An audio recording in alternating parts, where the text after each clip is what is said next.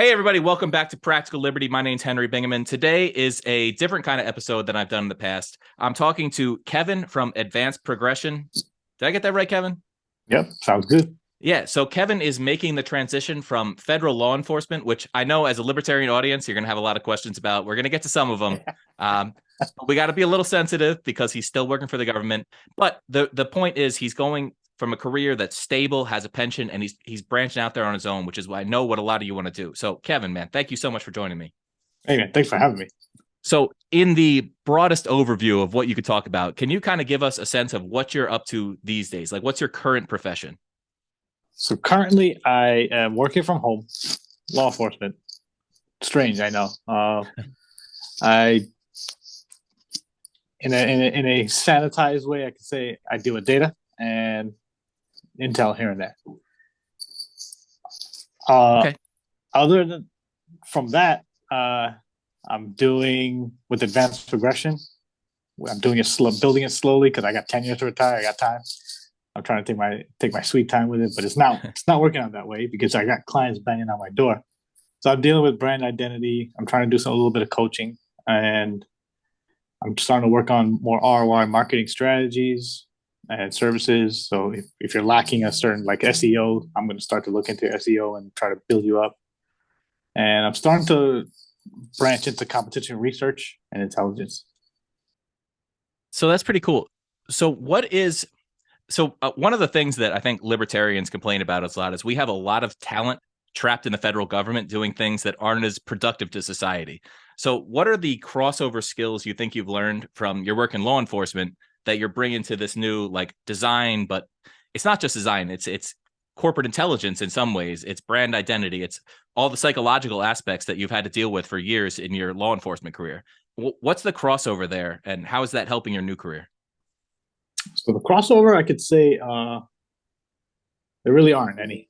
I've been trying to cross in my talents to my position in law enforcement, and it never worked. Like I probably designed coins and T-shirts and stuff like that, but that's about it. But when it comes to my law enforcement side, a lot of systems we use, and literally that's what we even do. We're literally finding people. I've been doing it in New York. I've been doing it in California. We use systems, either government systems or contracted systems, to find people. So a lot of that times it's open source. So I'm pretty good at finding people in a nutshell. So in terms of corporate intelligence, let's just say they want to buy somebody out. They want to find the dirt. That's what I'm pretty good at looking for. I can find people pretty easily. You want me to find dirt? It's even easier.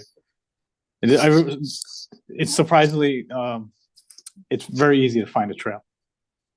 So that's one part of advanced progression that I'll take from my experience in law enforcement. I can really apply that in other ways. I probably wouldn't even have to get onto a system. I could probably just Google, and I could literally, the terms that you need to look for, you just plug it in Google and you might be on your way.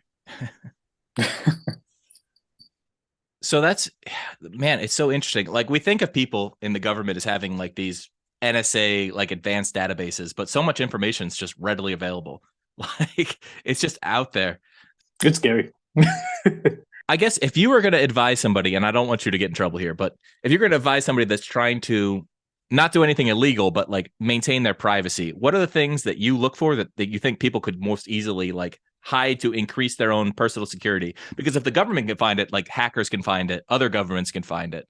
So like if I'm sitting here going like, I don't know, I talk shit on a podcast for a living. Like I want to hide my bank accounts. I don't want to be found. Like what should I do to kind of increase my privacy that somebody like you couldn't find me? It's probably, and I've read this book, fuck man, probably decades ago, and I still follow this stuff today. JJ Luna, How to Be Invisible. If you're concerned about privacy, get the book, read it. You'll realize like how vulnerable we all are in terms of privacy. Just like how you introduced me, you said Kevin from Advanced Progression. That's kind of the reason why I went with that route too. Yep. Because and as simple as that. Like if you want to go protect your privacy, Google it yourself, and you could even start putting in your regular name, start putting in initials, Shit, put in your address, put in your phone number. You'll be very surprised what shows up. And from there, that's when I think that's a good baseline. If you want to start protecting privacy, I would straight up just Google yourself and start plugging that away. Like you can go on those websites. Let's say Spokeo. It's like, hey, Spokeo, take my information off. They'll take it off, no problem. So that's what I did. Like I took that pretty seriously, and getting yourself wiped off the internet. It's not as hard as it sounds. Yeah, you just have to go out there and actually take the time to do it. Yeah, but your information is easily on the internet.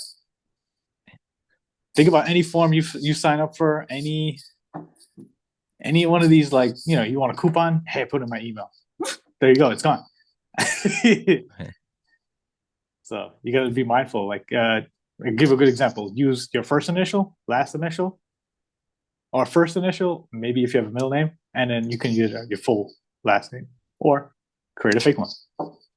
So I use a email anonymizer for a lot of stuff. If I'm signing up for somebody's website or buying a product, I have it's a non-addy is the name of the service, and you can create unlimited email addresses that just forward to your main email address. How much does that actually protect you? Like, because one of the things that governments and hackers do is they use a profile of you, and it's wherever your primary email address is. They're like, oh, he's in Netflix and Amazon and this, but he's also on, if you're an unscrupulous person, here's your porn sites. Here's your like black sites, like all the sites you don't want people to know about that you use your main email on. It's like, not that I would do any of that. That's terrible. Yeah. Incognito, boys. For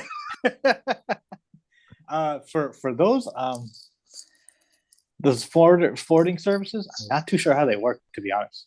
I definitely use them though, for sure. Yeah. So I think both of us will be surprised if our information came out that way. I would assume that it would be like a private relay, because if you notice, Apple started doing that. Yeah. Because when I plug in my regular Mac email, they say, hey, you want to hide this email? It's like, sure, why not? And then you see that it says something private relay at apple.com. Yeah. So I'm assuming that host or whoever is, let's just say if Apple is offering that service, I'm sure they're holding that data. Of course. Yeah. So I talked to a number of years ago, maybe 6-7 years ago. I worked with this guy. We were making promoting a security product, but he was one of those kids that got scooped up by the government for hacking when he was like 13, and then went to work for the NSA. Like he never told me he worked for the NSA, but he's like, oh, I worked next door to Edward Snowden. So like he's kind of telling you without telling you.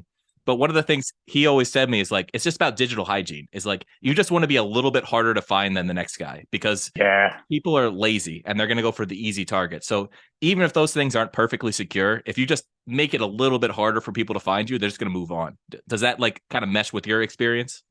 So let's just put it in perspective. When I was in New York, if I was looking for a guy, we would exhaust everything we could, whatever systems we had. Why not go social media? Why not go to Facebook, Instagram, Snapchat? But now the courts are getting involved, saying, hey, you can't use that. I'm like, all right, cool. But it gives me like a general idea where the guy is, right? So if I say, hey, this guy hangs out in Harlem at 125th Street, why not just go there and just spend the day and see if he shows up? Say, hey, it's a mere coincidence. What do you mean? We didn't use this information. But yeah. I mean, a lot of that now, people's getting hip to, and hey, if you're protecting yourself, you're protecting yourself. Now people are getting hip to shit. I'm even doing on social media. I have a personal Instagram, but I have a business Instagram as well. They're not. I bet you can't find them. I mean, there's ways too. I mean, if I'm gonna go look for somebody on social media, I'm not gonna give up all my secrets, but I'm gonna definitely start wherever who's closest to that person. Can I guess who's close to that person? Go through the friends list, go through the posts. Shit, create a sock puppet account if you can. Yeah. Familiar with that? I mean, I have some fake accounts that I'm not willing to disclose. So yeah. There you go. Yeah. So if you create a sock puppet, like that would be your best bet. Because if somebody's locked down their social media, you got to penetrate it somehow. So why not do the whole Trojan horse kind of thing? That might be a way to get in. Yeah, what's funny is there's so some just from like dating sites and stuff, I've learned how some women stalk men's profiles and they create fake like Facebook or Instagram accounts and they become friends with people that are two circles out from you. And then they gradually go in until you friend them and you're like, oh, we have 42 mutual friends. Oh, And all of a shit. sudden you're friends with those women that wanted to stalk you. So like the designed attack is real. If you like, Wow. and if women can figure that out, I'm guessing terrorists and governments and criminals Oh can yeah. figure that out. Go on, man. Your experience with the government. So one of the cool things about the government, and I don't say that very often because I'm not a big fan of the government, federal government at least, but they train people very well. So you have a lot of experience with firearms. You have a lot of experience with self-defense. You're a very well secured individual. So can you kind of go through like your training routines, what you do on a daily basis? For me, what I'm doing since I'm remote, I still do firearms. I don't do defensive tactics as much, but I just picked up jujitsu. So that's me every day now. So that's my way of saying, hey, I'm not dealing with people in the street, but at least I'm getting physical contact some way, somehow. So now I feel a little more confident saying, look, before I did jujitsu, let's just say if I was to get into an altercation, I probably would have went for the firearm. Now that I'm learning more in jujitsu, I probably would lean more towards jiu-jitsu than actually shooting somebody, especially with somebody with all the stuff that's going on right today. Yeah. With with police and a camera on everything. I always assume you're being recorded, man. I've been told that. I've been told that for decades. Always assume you're being recorded. So the last thing I want to do is pull my weapon out. I'll use jiu-jitsu though. So that's a really, because I don't know if you listen to Jocko Willink. He's a former Navy SEAL, I guess. He has a big podcast. But one of the things he promoted was that every law enforcement agency should train jujitsu like 4 hours a week at least. Do you endorse that? Like, hell yeah, man. Oh man. What are the things you think we could do? Because law enforcement gets in a lot of conflicts. Obviously, there's a lot. It gets blown up a lot in media because they want to promote a certain narrative. But what are the things? Because cops do lay hands on people a lot. So what are the things that we could do to bring down like law enforcement, I guess, abuse and death like statistics, if that makes sense? Dude, I totally. If I had known jujitsu way back, all my altercations would have been less strenuous on my body. Yeah. Because every time we had to deal with somebody, it was literally hands on. It was probably in a jail setting. I had no weapons on me, which I never used my weapons. It was always hands on, right? Dude, if I had jujitsu all those years ago, it would have changed the whole way I would have, my whole demeanor, to be honest. And it would do the same thing for any other officer. Like, let's just go to simple moves like the Kimura. The Kimura is like literally. Are you familiar at all with jujitsu or not? I've done like 4 jujitsu lessons in my life, so not that much. So let's just say Kimura is like an arm lock. You're weaving your arms through the back, coming out through the front, and you can literally put somebody's arm behind their back. Isn't that what you want to do in a police interaction? Had I known this 10 years ago, dude, arrest would have been so much easier. But I'm looking at this move like, are you fucking serious? Like, that's all I need to do. If I got this guy on the ground, I've been struggling over and over trying to get somebody's hands to their back because they're kind of like this. Yeah, they don't want to give you their hands. All you do is weave your arm in there, get the Kimura. There you go. Put the cuffs on. Good to go. Give me the other arm. Good to go. I mean, I was a wrestler in high school and a little bit in club stuff in college. And yeah, getting somebody's hand behind their back is like literally what you train for months and months and years to do. And it's just literally grab the arm, roll out the side, pull it out, put it back. It's not that hard against somebody that's not trained to defend against it.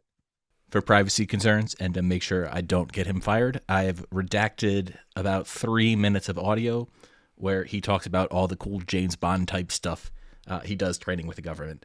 Sorry, but I'm not trying to get my guests canceled or fired from their jobs. Yeah, so let's move on to that. Like, where does your interest in design and branding come from? Because you said you did a little bit of art when you were younger and then you got wrapped up in the law enforcement world. But like, what gave you, I guess, everybody has a thing they liked as a kid, and they're like, oh, as for me, I was like, Yeah. oh, I'm gonna write novels. That's what I always wanted to do as a kid, and then I Yeah. got caught up in the commercial reality of like needing to make a living.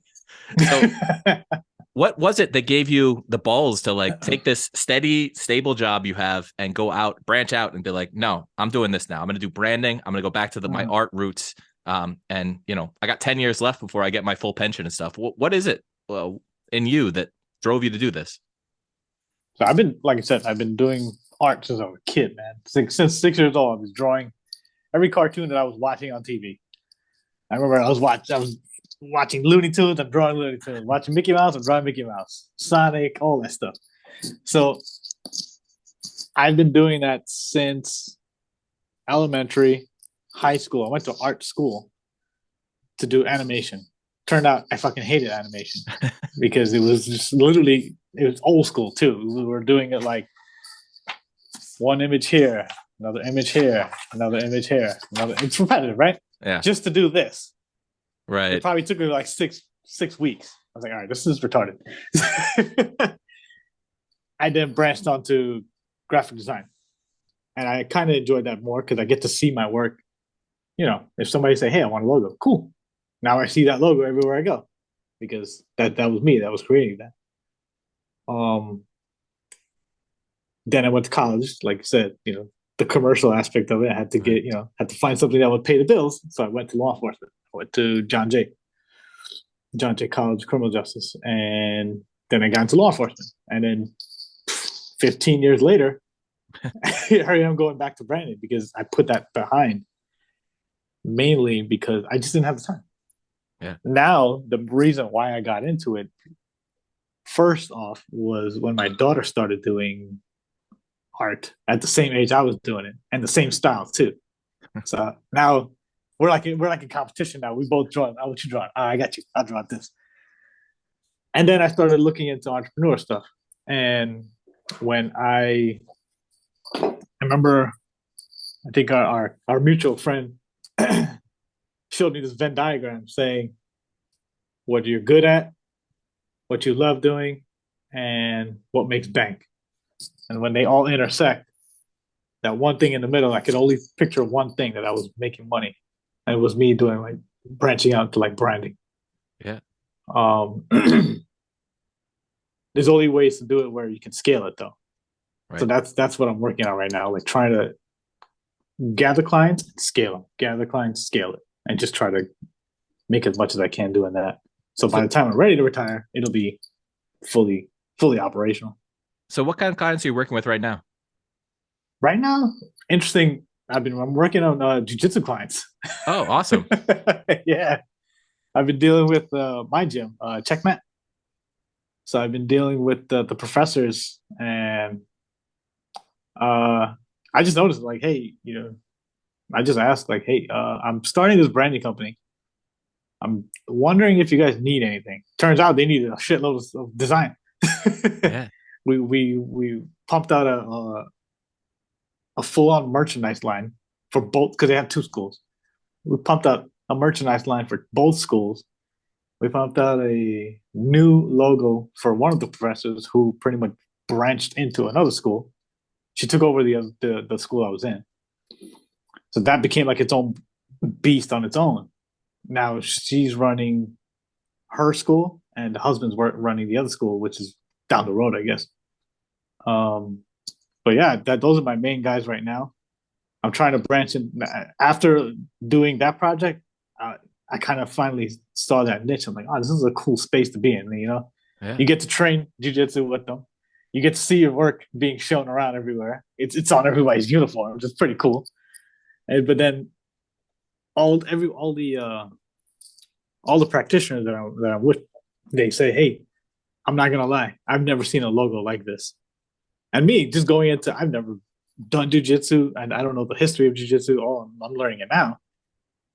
Here I am designing a logo for a jiu-jitsu professor, and she's saying that this is the best thing I've ever seen because nobody has it. It's like, oh shit, okay, cool. I guess maybe I found something. Who knows? Yeah. So people constantly underestimate their own abilities in the early stages of entrepreneurship, and they underestimate their own network. So one of the things I always tell people when they're trying to get started, like I coach a lot of freelance copywriters because that's what I did. I was a writer. I'm like, yo, go into your local network. Like my first client was a guy that my dad worked with for years. And I was just like, hey, I can do this copywriting thing and write you a sales letter for these products that you're not selling at all.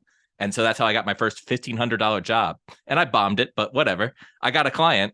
And then you leverage that into more and more. So it's awesome that you reach out to your own network and was like, hey, here's what I do. And all of a sudden you find that like people are like, yeah, I actually need that.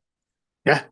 Yeah, that's starting to snowball to something else. I'm hoping I can get more jujitsu clients, which I might, and I might push that. Yeah, I mean, jujitsu's growing. You know, they need graphic design. Honestly, people underestimate branding, right? People are like, they're like, oh, it's whatever, it's just a logo. But no, how many people look at a logo and be like, I'll be driving past to like a business and be like, hey, that cigar logo looks awesome. I should stop there and like see what they got. It's this unconscious thing that really draws people in. And you know, as a direct response copywriter, I'm like, no, it's the sales, it's the words, it's the words. It's like, yeah, but also it's the design.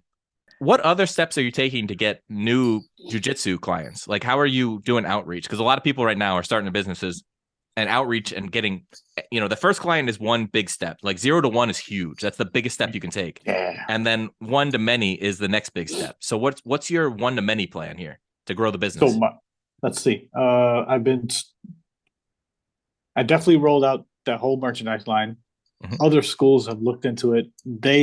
Those professors themselves have showed their professors, and I've gotten feedback from that. So imagine that my teacher's teacher is saying, "Holy shit, that's pretty cool." That's big, man. So I'm not just gonna hope and dream. I'm gonna really push in, like, hey, you know, this is the work that I've done for them. Is this something that you're interested in? I see that you're starting out. So I'm definitely gonna make the proactive approach of trying to get more clients, especially in the jujitsu space, because hey, it's fun, you know. Yeah. Like you said, it's going to get more popular, and I think I'm not sure if it's at its peak yet, but you know, it's snowballing to other things, and who knows, man? It might. I'll work for other gyms. I'll work for MMA. I'll do it, man. It's fun. I like the style because you're expecting the same design: a circle, a triangle, a square. Here I am throwing in something totally different, a freaking chess piece. That's literally what it was too. Well, and when you're in that niche, like I think about all the like CrossFit gyms and the you know other people that need different types of logos that because everybody gets stuck in the mold of like, oh, this is what a jujitsu logo looks like. I can't break out of this. Mm-hmm. This is what a pizza shop logo looks like, right? There's so many opportunities for you to go break the molds. That's what I like to do, man. I mean, that's kind of like who I am. You know, I like to say, all right, you're expecting, like you said, a pizza shop to have a circular logo with slices and pepperoni. Right. I'll probably put something different in that. I do like that, though. That's a good idea. But yeah, I mean, I'm pretty sure like that's what everybody's gonna think, assuming that what it should look like. So I'll take that. That'll be part of my process. Like, what is everybody expecting to see? And then can we push it further? Can we go a little further? Can we go left? Can we go right? Like, where do you think? I definitely would involve the client with it too. Like, hey, we're gonna go this route. Are you okay with that? Well, sometimes they'll say no. I was like, and then I'll try to like build it out and show them why that might work. Yeah, exactly. It's like Henry Ford said, if he had listened to other people's advice, he would have just made a faster horse. But if you, as soon as people see the car, they're like, oh, that's what I want. So sometimes you got to go a little bit beyond the client's comfort zone and show them the thing. And then they're like, no, that's exactly it. Yeah, I love that, man. That's awesome. So what's your plan for growing from here? So you're doing client work right now and you're growing that fairly rapidly, which is awesome. Are you planning on doing like more like, so I'm teaching courses right now. I have some products that I can sell that are like, I could put it out there and sell to as many people as I want without having to do more work. Do you have a plan like that for the future? Like, what's your plan ultimately? Because we were talking earlier, you want to be able to like, yo, I want to go to Bali this weekend and just be able to pick up and go. If you're stuck in the client service route or the government work route, you can never just pick up and go. So exactly. What is your ultimate scaling plan? How big do you see this business getting? I would like it to be a subscription-based business. Okay. Where I'll have 3 tiers. I would also like to involve coaching in there. So like creative coaching. So say somebody who's in my space who were saying like, "Hey, I work for this job, but I want to get out of it. I'm a creative guy. What do you suggest?" I want to be that guy. Like, hey, you know what? Maybe we should look into creative coaching or something like that nature. Like, hey, I will coach you on your studio, coach you on your freelance, but like things you should be doing. Coaching, consulting. Yep. I would like to evolve. So the subscription based, where I'll hire designers at that point to handle that workload, because I know the subscription based that would be like, hey, quick turnaround, get designs, you pay monthly. I'll do quality control checks on those, and the coaching part I would like to do more of, where I could do that anywhere. I'll do an hour-long coaching and we can run through your design shop and see what works, see what doesn't work, or even things that you need to do to make your first steps, which is not much, to be honest.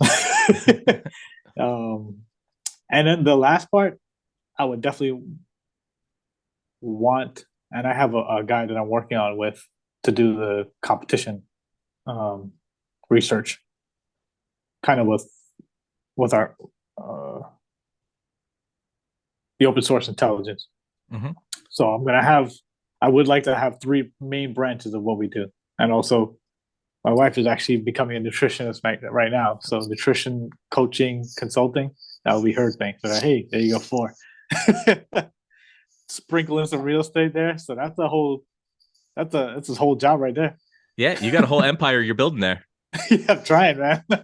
So people can find you on Advanced Progression on Instagram. Where else do you have they can send people today? Right now, Instagram and Twitter. And Twitter? They're both Advanced Progression? Yeah. I'm working on a website. Not really my top priority right now. I would like to get the more design work out of the way so I can add more portfolio work. Sure. I have portfolio work from like way back in the day, but I want fresh stuff. Yeah. And I just want to find, maybe I'm going to ask you, I just want to find a way to like bunch these all together to sound pretty. The bundles. Yeah, we can work on that. All right, brother. I really appreciate you jumping on this today. This was a little shorter than some of the podcasts, but like it was really good to get to know you. And like this is our first like talk. And I think we should do a follow-up in like 6 months and kind of see where you've grown the business to. Let's do it. All right. Where can people get hold of you if they want to? Let's do info@advancedprogression.com. All right. And Instagram, Twitter. Kevin from Advanced Progression, thank you so much for joining me today. Hey, man. Thank you. If you want to become more free in your own life, improve your security, your wealth, your awareness, and build a better network, I have a free checklist for you. Just go to henrybing.co/liberty and you can download it. It shows you where you are on the freedom scale and how to attain more of each of those items: security, wealth, awareness, and network. So that's henrybing.co/liberty. All right, see you back here next week.